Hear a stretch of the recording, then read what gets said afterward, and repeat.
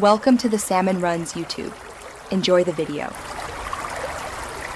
You begin by making sure your Apple ID has two-factor authentication. This is required for app-specific passwords. Next, log into Apple.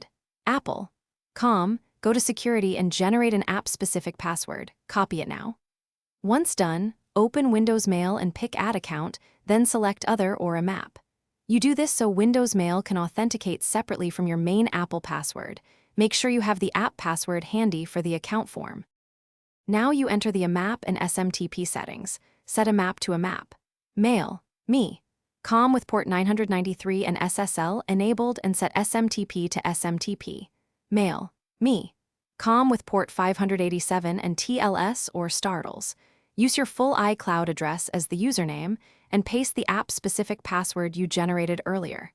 Once you save those settings, Windows Mail will attempt to authenticate and sync. If folders don't appear immediately, give it a moment. Syncing can take a short time for first sync.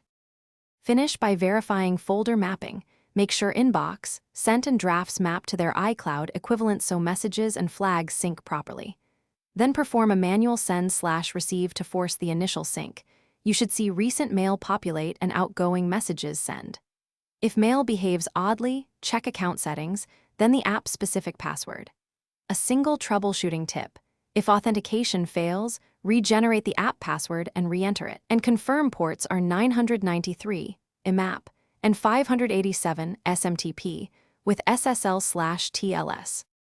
Thanks for watching. Consider subscribing if we helped you.